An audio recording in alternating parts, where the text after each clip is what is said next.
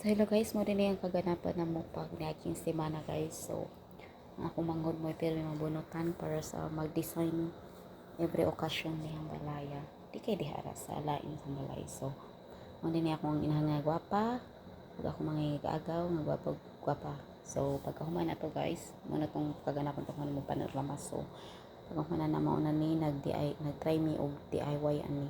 DIY boy. Yeah, DIY. Kay gi-jump naman ni siya guys. So amo ning gisuway if madala ba nila mo siya add dito sa design pero murag kuan man murag gubot na kaayo. Gubot siya. So ang ending ani wala ni na mo siya na appeal kay murag pati sa siya lang taon. So kung mangut mo raman jud pirmi ang hinimbang terang dapita o sa una niya pag-design mo bagay-bagay hinimbang ba oy. So mo na siya giburutan na mo happy birthday nga balloon kay murag ang nakakuan tanan sa kan kay bunyag man. So questioning happy questioning man. So kina birthday man ang okasyon, birthday og bunyag. So dapat na jud na ang duha ka kuan. So balon na lang ang among gibutang dito sa happy birthday kay na siya foil guys, pero ang foil kay murag lain kay siya tan-awon sa pag-design. So kung mahudi siya ganahan na siya lain sa kuno lang taon or kawat na sa kuan ba murag gubot ra. So, din lang yun na to siya sa pakong. So, kitabangan nila na ako siya dahil bomba ng baluna. Kanang baluna mo nihinayon din mo siya kadali na siya mabuto. So, kana nabuto na siya guys. Mbukagay na kay murag dako. Kay tanan. Murag dako kay siya pagkapaburot. So, yan ang bagay-bagay dira. Pero wala dyan na nakuan. Wala dyan na ambot na lang dyan. Kinilaging dita ka mo mga design. So, siya na like yan mo supakon siya na yung bagay-bagay. So muna na unta dapat ang idakon sa balon di para silang usa kay murag buto jud siya. So muna ni buto jud ang usa. So kanang usa murag hindi na wala na namon siya nabutang.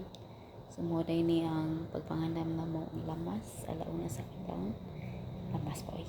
Ngandaming lamas ngandam sa sauce kay para sa among syai. So nangaumig syai. Ang siya guys sulod na siya sa tiyan sa baboy. So mo na kaganapan pagkaugma dito sa simbahan. So usa ko sa nikugo sa anak sa kong agaw. So pagkahuman na guys na ulit na magikan sa simbahan naluto na ilang lechon. So if ever ganahan mo magpaihaw sa inyong baboy o magpaluto og lechon, available kayo ang akong amahan nga si Isidro. Pwede sa nyo kung anong si Jeffrey Aliganga anak ng Tilis na Floor. Idroy nga Nabel. So kailan mo ni Idroy nga Nabel guys, pwede mo na siyang atuon sa mua paihawon sa inyong baboy. Paihawon sa inyong baboy guys. So palitsonin ang damla kayo na baba. Affordable prices only. So mo na ang lamion yung lechon na luto na o gihatlak na sa lamesa.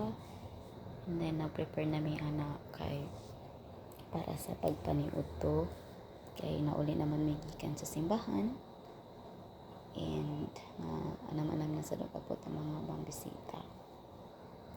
So sin guys lamay jud kay ang kubal sa lechon. Happy birthday to you. Happy birthday, happy birthday, happy birthday to you. Happy birthday. After ana guys nangaon na ni kubal na lang na akong gikaon.